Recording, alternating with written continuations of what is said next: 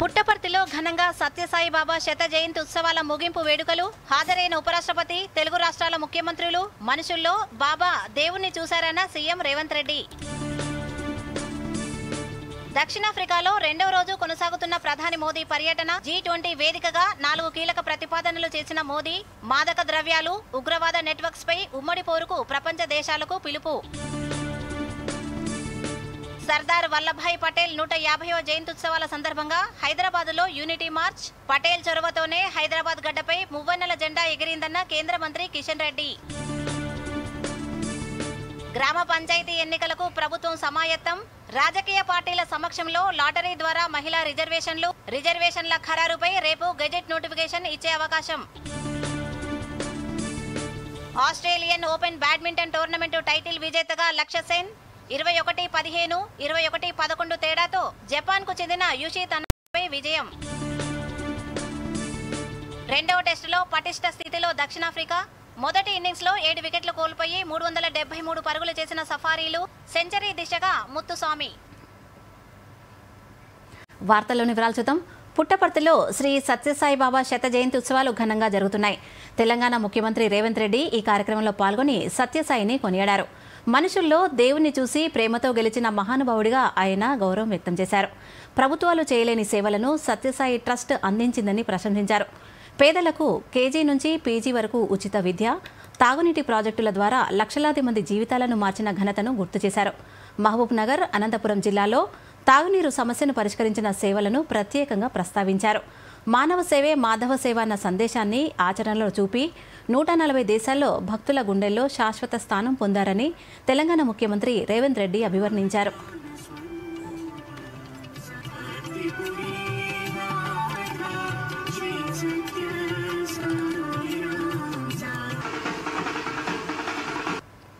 That is the kind of simplicity with which his work was echoing videos and photographs. Most of the time, he always was walking barefooted. Sir, he is born in Rayalaseema region. His food used to be very simple. Telangana రాష్ట్ర ముఖ్యమంత్రిగా ఈ కార్యక్రమంలో పాల్గొనడం ఒక గొప్ప గౌరవం, అరుదైన అవకాశం. బాబా గారు మనుషుల్లో దేవుడిని చూశారు, ప్రేమతో మనుషులను గెలిచారు, సేవలతో దేవుడుగా ఈనాడు కొలువబడుతున్నాడు. మానవులను ప్రేమించాలి, ప్రేమనే గొప్పది, ప్రేమ ద్వారా ఏమైనా సాధించవచ్చు అని చెప్పి బాబా గారు నిరూపించారు. వారు ఉన్నా, వారు మన మధ్యలో లేకపోయినా, వారి భావన, వారి ఆలోచన, వారిచ్చిన స్ఫూర్తి ఈనాడు ఈ శత జయంతి ఉత్సవాలలో నిర్వాహకుల అందరిలోనూ కనిపిస్తుంది. వారి గురించి మాట్లాడుకోవాలన్నా, వారి సేవలను స్మరించుకోవాలన్నా, ప్రభుత్వాలు కూడా కొన్ని సందర్భంలో చేయలేని పనులను బాబా గారు, బాబా ట్రస్ట్ ప్రజలకు సేవలను అందించడం జరిగింది. అందులో ముఖ్యంగా కేజీ నుంచి పీజీ వరకు పేదలకు ఉచితంగా విద్యను అందించడం ద్వారా వేలాది లక్షలాది మంది యొక్క జీవితాలలో వెలుగులను బాబా గారు నింపగలిగారు. హైదరాబాద్లో సర్దార్ వల్లభాయ్ పటేల్ 150వ జయంతి సందర్భంగా యూనిటీ మార్చ్ నిర్వహించారు. కేంద్ర మంత్రి జి కిషన్ రెడ్డి ఈ కార్యక్రమంలో పాల్గొన్నారు. దేశ ఐక్యత, సమగ్రతను చాటేందుకు ఈ మార్చ్ జరిగిందని ఆయన పేర్కొన్నారు. సర్దార్ పటేల్ చొరవతోనే హైదరాబాద్లో మువ్వన్నెల జెండా ఎగిరిందని, తెలంగాణకు పటేల్ కంటే గొప్ప వ్యక్తి లేడని కిషన్ రెడ్డి కొనియాడారు. 536 సంస్థానాలను ఏకం చేసి అఖండ భారతాన్ని నిర్మించిన మహనీయుడిగా పటేల్ను వర్ణించారు. హైదరాబాద్ సంస్థాన విలీనంలోనూ పాత్ర అపూర్వమని గుర్తు చేశారు. పటేల్ ఆశయాలతో యువత ముందుకు సాగాలని ఆయన పిలుపునిచ్చారు.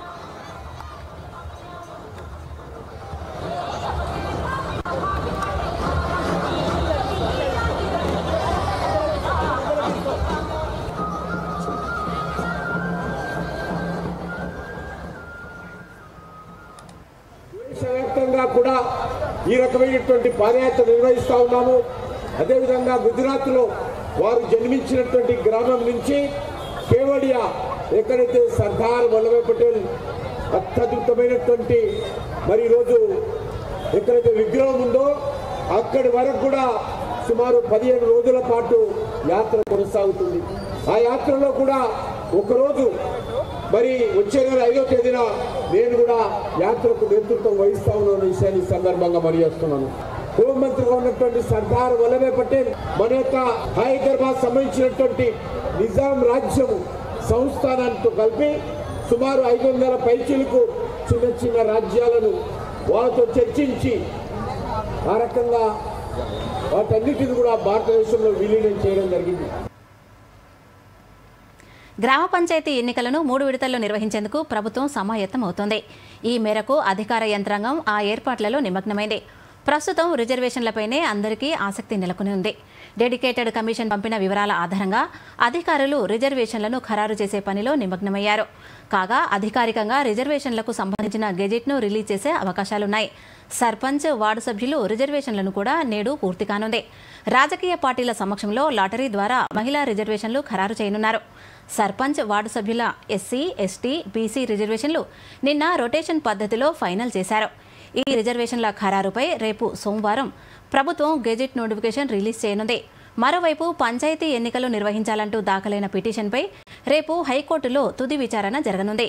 ఎన్నికలకు అన్ని ఏర్పాట్లు చేసినట్లు రాష్ట్ర ప్రభుత్వం హైకోర్టుకు నివేదించనుంది. రేపు లేదా ఎల్లుండి పంచాయతీ ఎన్నికల షెడ్యూల్ రిలీజ్ అయ్యే అవకాశాలు కనిపిస్తున్నాయి.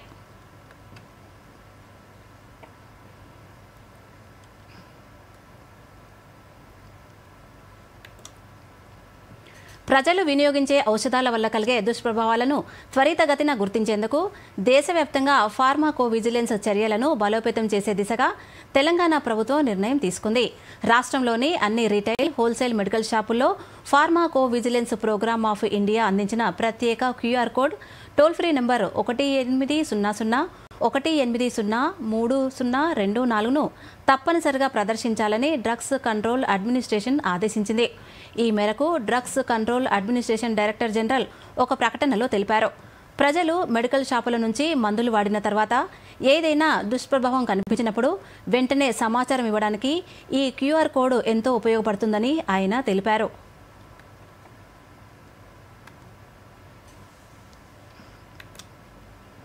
కేరళలోని శబరిమల అయ్యప్ప ఆలయానికి భక్తులు బారులు తీరుతున్నారు. మండలం మకరవిలకు వార్షిక ఉత్సవాల నేపథ్యంలో భక్తులు పెద్ద ఎత్తున తరలివస్తున్నారు.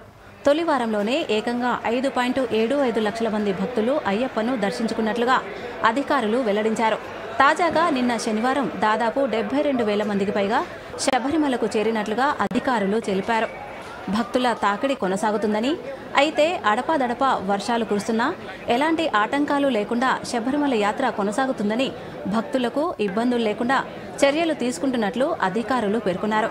ఇక భక్తుల కోసం క్యూ షెల్టర్ల వద్ద ఎక్కువసేపు నిరీక్షించాల్సిన అవసరం లేకుండా ఏర్పాట్లు చేశామన్నారు.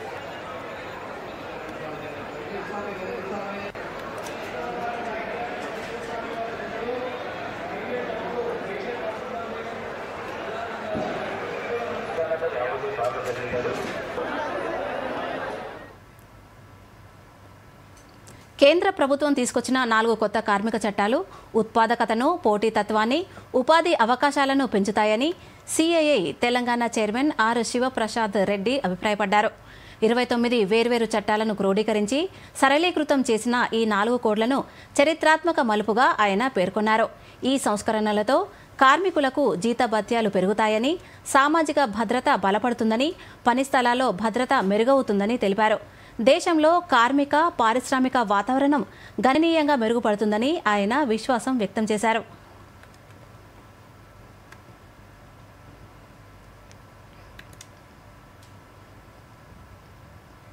డీడీ న్యూస్ తెలంగాణ ప్రతిష్టాత్మకంగా రూపొందించిన పాడ్కాస్ట్ను ఇవాళ తన సోషల్ మీడియా యూట్యూబ్ ఖాతాలో స్ట్రీమింగ్ చేయనుంది. ప్రముఖ రాజకీయ విశ్లేషకులు, లోక్ సత్తా వ్యవస్థాపకులు జయప్రకాష్ నారాయణతో నిర్వహించిన పాడ్కాస్ట్ ఈ రోజు రాత్రి 8 గంటల నుంచి స్ట్రీమింగ్ అవుతుంది. ప్రేక్షకులు వీక్షించగలరు. కానీ పెరిగింది చిన్నప్పుడు అంతా మహారాష్ట్ర. నాకు లెక్కలు ప్రాణం. మరి ఎంబీబీఎస్ ఎట్లా తీసుకున్నారు? 1973 కల్లా ఈ దేశంలో అవినీతి, పేదరికము, నిరుద్యోగము, పరిపాలనలో వైఫల్యము కారణాలేంటో తెలియదు, కానీ ఎంత అధ్వానంగా ఉందో అర్థమైంది. నేను ఎప్పుడూ ఒక అధికారిగా నేను అనుకోవాలి. ఉద్యోగం కోసం చేరలా. డాక్టర్ జయప్రకాష్ నారాయణ్తో ముఖాముఖి ఈ రోజు రాత్రి 8 గంటల నుండి 9 గంటల వరకు, తిరిగి సోమవారం ఉదయం 8 గంటల 30 నిమిషాల నుండి 9 గంటల 30 నిమిషాల వరకు మీ దూరదర్శన్ యాదగిరిలో.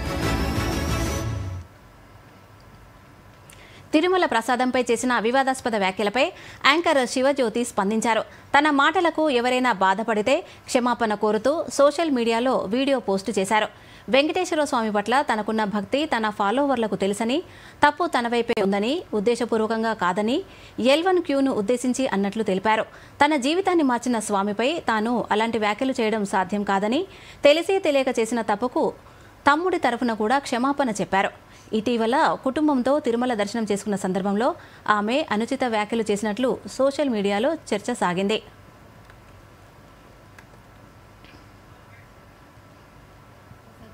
నేను మాట్లాడిన వీడియో, నేను మాట్లాడిన మాటలు చాలా మందికి తప్పుగా అనిపిస్తున్నాయి. సో ఎక్స్ప్లెనేషన్ ఇచ్చే ముందే ఆ మాటలకు ఎవరన్నా హర్ట్ అయి ఉంటే డెఫినెట్గా సారీ చెప్తున్నాను.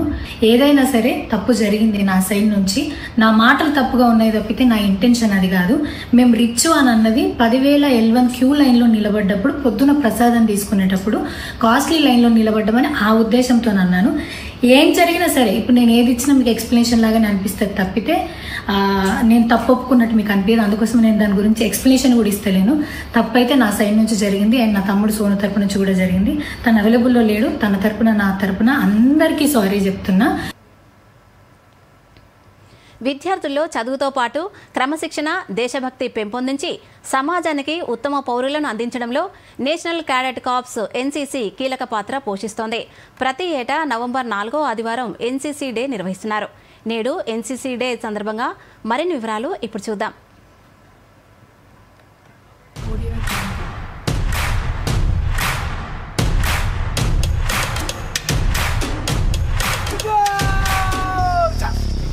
ప్రపంచంలోనే అతిపెద్ద యూనిఫామ్ ధరించిన యువజన సంస్థ అయిన నేషనల్ క్యాడెట్ కార్ప్స్ NCC ఐక్యతతో పాటు క్రమశిక్షణకు మారుపేరుగా నిలుస్తుంది. భారత తొలి ప్రధానమంత్రి పండిట్ జవహర్లాల్ నెహ్రూ 1948వ సంవత్సరం నవంబర్ నెల చివరి ఆదివారం ఢిల్లీలో మొదటి NCC యూనిట్ను పెంచే కార్యక్రమానికి అధ్యక్షత వహించారు. ప్రతి ఏటా నవంబర్ నెల 4వ ఆదివారం దేశవ్యాప్తంగా NCC డేగా జరుపుకుంటున్నాం. 1948 జూలై 15న పాఠశాలలు, కళాశాలలో NCC ప్రారంభించారు. NCC వెబ్సైట్ ప్రకారం 1948వ సంవత్సరంలో సీనియర్ డివిజన్లోని మొత్తం 96 యూనిట్లు వివిధ యూనిట్లను కలిగి ఉన్నాయి. 1948లో 20,000 మంది క్యాడెట్లతో ప్రారంభమైన దీని జాబితాలో తాజాగా 13 లక్షల మంది క్యాడెట్లకు పైగా చేరుకుంది. NCC యొక్క ముఖ్య ఉద్దేశం ఐక్యత, క్రమశిక్షణతో పాటు దేశ సామాజిక, ఆర్థిక దృష్టాంతంలో ఆశించిన అవసరాలను తీర్చడమే లక్ష్యంగా పనిచేస్తోంది. ఇది దేశ నిర్మాణం కోసం యువతలో వ్యక్తిత్వం, స్నేహభావంతో పాటు క్రమశిక్షణను పెంపొందించడానికి దోహదపడుతోంది. ఇక NCC జెండా విషయానికొస్తే జెండాలోని 3 రంగులు కార్ప్స్ 3 సేవలను సూచిస్తాయి. సైన్యం కోసం ఎరుపు, నౌకాదళం కోసం ముదురు నీలం, వైమానిక దళం కోసం లేత నీలం. జెండా మధ్యలో బంగారు రంగులో NCC అక్షరాలు మరియు NCC చిహ్నం కమలం, పుష్పగుచ్చంతో ఉంటుంది. NCCలో చేరి శిక్షణ పొందడం ద్వారా ఆర్మీ, పోలీస్ తదితర ఉద్యోగాలతో పాటు ఉన్నత చదువులో కూడా రిజర్వేషన్ల సౌకర్యం ఉండడంతో విద్యార్థులు చేరేందుకు ఆసక్తి కనబరుస్తున్నారు. పారామిలిటరీ రిక్రూట్మెంట్లో NCC విద్యార్థులకు A సర్టిఫికెట్కు 2, B సర్టిఫికెట్కు 6, C సర్టిఫికెట్కు 10 మార్కులు కలుస్తాయి. ఇంజనీరింగ్ కళాశాలలో చేరడానికి 1%, మెడికల్ సీట్లలో 0.25% రిజర్వేషన్ ఉంటుంది. దీంతో విద్యార్థులు చిన్నప్పటి నుంచే NCCలో ఎక్కువగా చేరుతున్నారు. ఆడపిల్లలు సైతం పోటీపడి మరీ NCCలో చేరి సర్టిఫికెట్లు పొందుతున్నారు.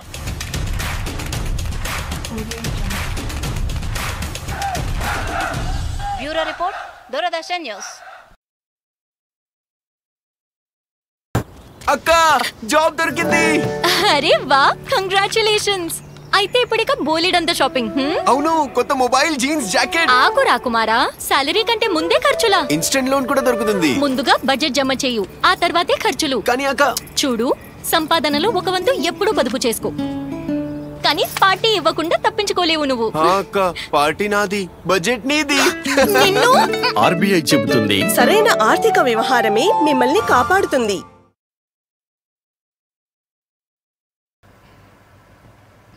వార్తలకు పునఃస్వాగతం.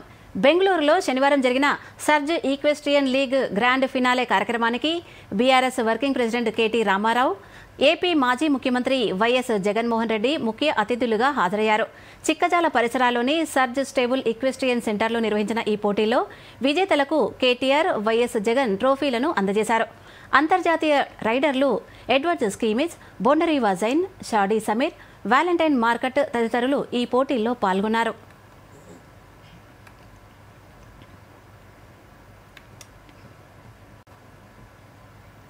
పులుల లెక్కింపులో పాల్గొనేందుకు వాలంటీర్ల ఎంపిక తేదీ గడువును ఈ నెల 30 వరకు పొడిగిస్తున్నట్లు అటవీశాఖ chief wildlife warden Elu Singh Meru తెలిపారు. పులుల సహా అన్ని రకాల వన్యప్రాణుల లెక్కింపు 2 దశల్లో ఉంటుందని పేర్కొన్నారు. తొలి దశ జనవరి 17 నుంచి 20 వరకు, రెండో దశ జనవరి 22 నుంచి 24 వరకు సాగుతుందని నిన్న ఒక ప్రకటనలో పేర్కొన్నారు. ప్రభుత్వ ఉద్యోగులు ఇందులో భాగస్వాములు కావచ్చని, వ్యక్తిగతంగా సెలవు పెట్టుకుని రావాల్సి ఉంటుందని ఆయన స్పష్టం చేశారు.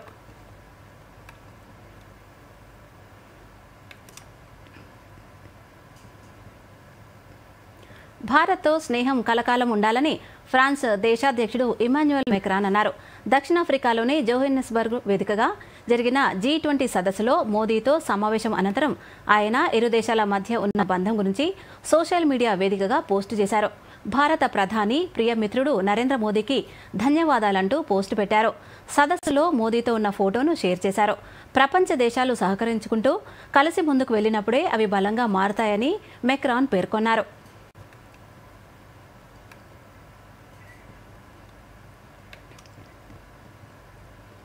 ప్రధాని నరేంద్ర మోదీ దక్షిణాఫ్రికా పర్యటన 2వ రోజు కొనసాగుతోంది. దక్షిణాఫ్రికా వేదికగా G20 శిఖరాగ్ర సమావేశం జోహెన్నెస్బర్గ్లో జరుగుతోంది. ఈ సమావేశంలో ప్రధాని మోదీ పాల్గొని ప్రసంగించారు. ఉగ్రవాదులకు, మాదక ద్రవ్యాలకు మధ్యనున్న సంబంధాలకు అడ్డుకట్ట వేద్దామని ప్రధాని పిలుపునిచ్చారు. ఈ మేరకు కూటమి దేశాలు ఒక వ్యవస్థను ఏర్పాటు చేసుకోవాలని ప్రతిపాదించారు. ఆరోగ్య రక్షణకు ప్రపంచవ్యాప్త ప్రతిస్పందన బృందం ఏర్పాటు కావాలని ప్రధాని ఆకాంక్షించారు. అత్యవసర పరిస్థితుల్లో రంగంలో దిగేందుకు ఇది సన్నద్ధంగా ఉండాలన్నారు. ఐరాస secretary general Antonio Guterres, Britain ప్రధాని కీర్ స్టార్మర్, ఆస్ట్రేలియా ప్రధాని ఆంటోనీ ఆల్బనీస్, కెనడా ప్రధాని మార్క్ కార్నెలతో మోదీ భేటీ అయ్యారు. ఆస్ట్రేలియా, కెనడా, భారత్ సాంకేతికత, నవకల్పనల భాగస్వామ్యం కుదిరిందని ప్రకటించారు. ఈ సందర్భంగా కృత్రిమ మేధను ఉపయోగించుకుని పౌరుల జీవితాలను మెరుగుపరిచే అవకాశాలను పరిశీలించాలని 3 దేశాలు నిర్ణయించాయి.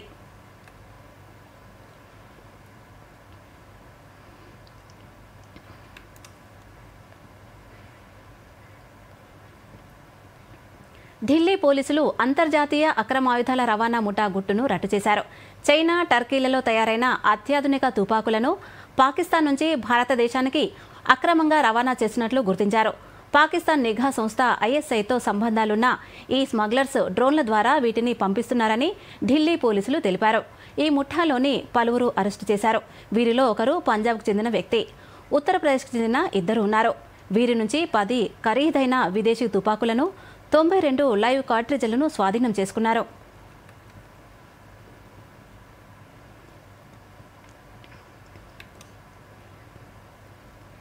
చండీగఢ్ యూనియన్ టెరిటరీని రాజ్యాంగం ఆర్టికల్ 240 పరిధిలోకి తీసుకొచ్చేందుకు కేంద్ర ప్రభుత్వం ప్రతిపాదించింది. ఈ మేరకు రాజ్యసభ, లోక్సభ బులెటిన్లో ప్రకటన జారీ అయింది. రాబోయే శీతాకాల సమావేశాల్లో రాజ్యాంగ 131వ సవరణ బిల్లు 2025ను ప్రవేశపెట్టనున్నారు. ఈ బిల్లు ద్వారా అండమాన్ నికోబార్ ద్వీపాలు, లక్షద్వీప్, దాద్రా నగర్ హవేలీ, డామన్ డయ్యూ, పుదుచ్చేరి లాంటి శాసనసభలు లేని యూనియన్ టెరిటరీలతో పాటు చండీగఢ్ను కూడా ఆర్టికల్ 240లో చేర్చనున్నారు. దీంతో చండీగఢ్కు స్వతంత్ర అడ్మినిస్ట్రేటర్ నియమించే మార్గం సుగమం అవుతుంది. ప్రస్తుతం పంజాబ్ గవర్నర్ చండీగఢ్ అడ్మినిస్ట్రేటర్గా ఉన్నారు.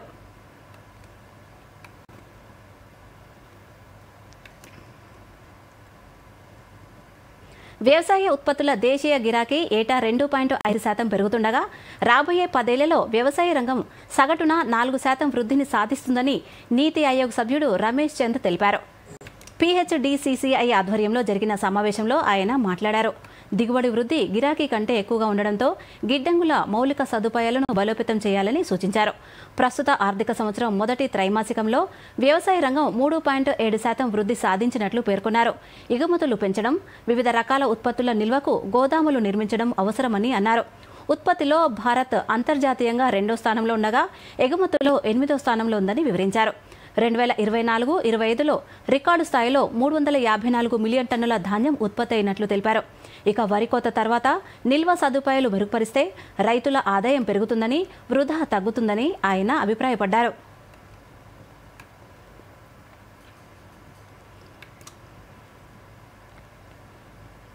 ఈ నెల 21న దుబాయ్ ఎయిర్ షో సందర్భంగా జరిగిన ప్రమాదంలో భారత్కు చెందిన తేజస్ యుద్ధ విమానం కూలిపోయి పైలట్ ప్రాణాలు కోల్పోయాడు. ఈ ప్రమాదంలో మృతి చెందిన పైలట్ నమాంచ్ సయాల్ భౌతికాయాన్ని సూలూరు ఎయిర్ బేస్కు తరలించారు. ప్రమాద స్థలం నుంచి అతని దేహాన్ని స్వదేశానికి రప్పించిన అనంతరం సూలూరులో వాయుసేన అధికారులు, జవాన్లు ఘనంగా నివాళులర్పించారు. విధి నిర్వహణలో ప్రాణాలను అర్పించిన సయాల్ ధైర్య సాహసాలకు పలువురు సైన్యాధికారులు శ్రద్ధాంజలి ఘటించారు. తర్వాత ఆయన అంత్యక్రియల కోసం భౌతికాయాన్ని కుటుంబ సభ్యులకు అప్పగించారు.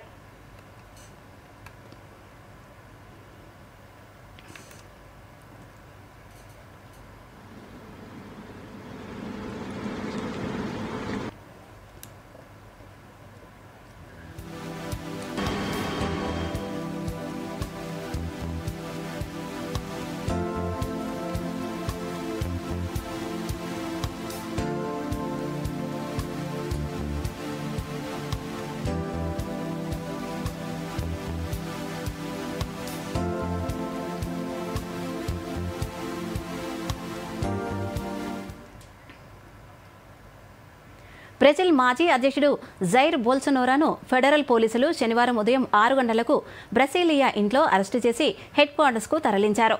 తిరుగుబాటు కుట్రలో 27 సంవత్సరాల జైలు శిక్ష పడిన ఆయనపై ఎస్కేప్ ప్రణాళికలు ఉన్నాయని, యాంకుల్ మానిటర్ను డ్యామేజ్ చేశారని సుప్రీంకోర్టు జస్టిస్ అలెగ్జాండ్రే డిమోరిస్ ఆదేశాల మేరకు అరెస్టు చేశారు. ఆగస్టు నుంచి హౌస్ అరెస్టులో ఉన్న బోల్సోనారో 2019 నుంచి 2022 వరకు అధ్యక్షుడిగా పనిచేశారు.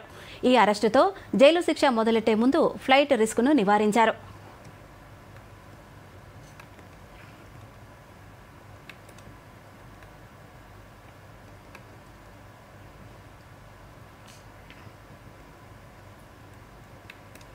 ఓపెన్ బ్యాడ్మింటన్లో మరో కొత్త ఆశాకిరణంలా మారారు.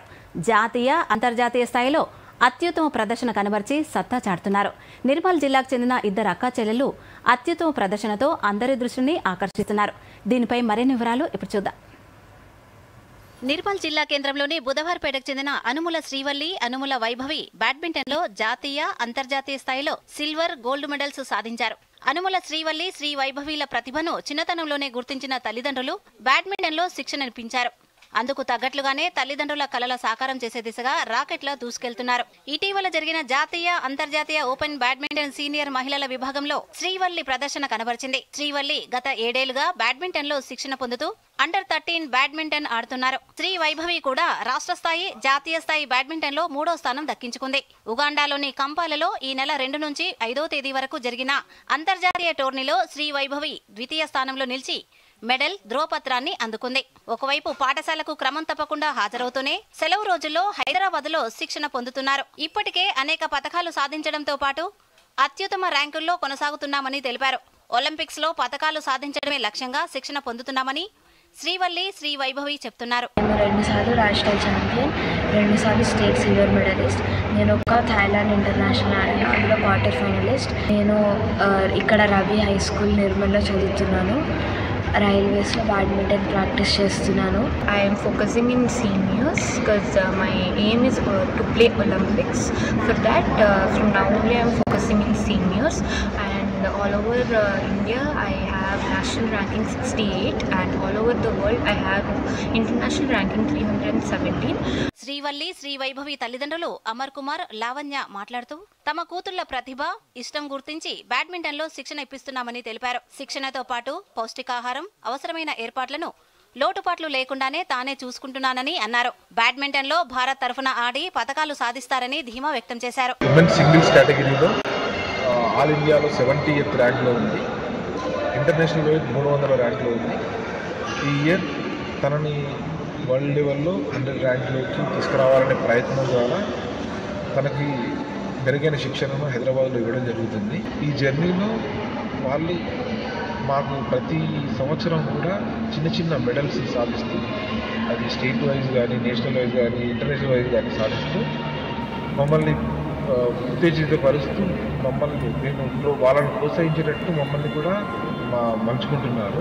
ఈ ఇద్దరు అక్క చెల్లెల ఆట తీరును చూసిన స్థానికులు సైతం వారి ప్రతిభను కొనియాడుతున్నారు. ఒలింపిక్స్ లో భారత్ తరఫున ఆడి ప్రతిభ చాటుతారని ఆశాభావం వ్యక్తం చేస్తున్నారు. Bureau report, Doordarshan news. భారత star shuttler Lakshya Sen Australian open badminton టోర్నమెంటులో లక్ష్యసేన్ అద్భుత విజయం సాధించారు. జపాన్కు చెందిన యూషి తనకాను ఓడించాడు. ప్రపంచ 14వ ర్యాంకర్ను 21-15, 21-11 తేడాతో మట్టి కరిపించాడు. మొదటి పాయింట్ నుంచే అద్భుత ఆట తీరును లక్ష్యసేన్ కనబరిచాడు. ఇది లక్ష్యసేన్కు 3వ సూపర్ 500 టైటిల్.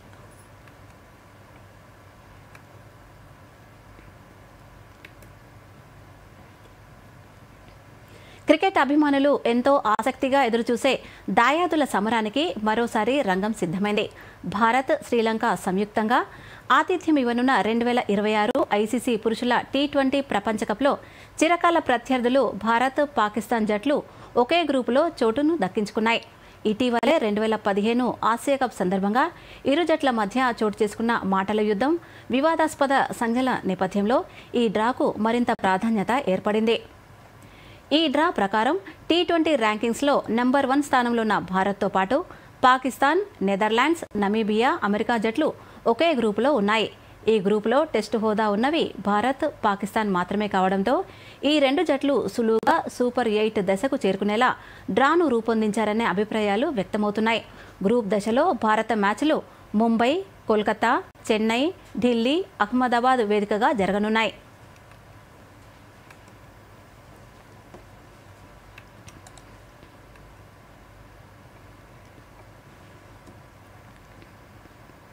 క్రికెటర్ స్మృతి మంధాన, సంగీత దర్శకుడు పలాష్ ముచ్చల్ నేడు ఒకటవుతున్నారు. మహారాష్ట్రలోని స్మృతి స్వస్థలమైన సాంగ్లీలో వివాహ వేడుక జరుగుతోంది. కొద్దిమంది కుటుంబ సభ్యులు, సన్నిహితుల సమక్షంలో ఈ వేడుకలు హాజరయ్యారు. వివాహన వేడుకకు ముందు స్మృతి Mandhana, Palash Muchhal pre wedding cricket match ఆడారు. వీరు తమ బృందంతో పెళ్లి కూతురు జట్టు, పెళ్లి కుమారుడు జట్టుగా విడిపోయి సందడి చేశారు. పెళ్లి కూతురు జట్టుకు మంధాన, పెళ్లి కొడుకు జట్టుకు పలాష్ ముచ్చల్ కెప్టెన్లుగా వ్యవహరించారు. స్మృతి మంధాన జట్టులో షెఫాలి వర్మ, జెనీమా రోడ్రిక్స్, అరుంధతి రెడ్డి, రేణుకా సింగ్, రాధా యాదవ్, రిచా ఘోష్ ఉన్నారు. సరదాగా సాగిన ఈ మ్యాచ్లో మంధాన జట్టు విజేతగా నిలిచింది.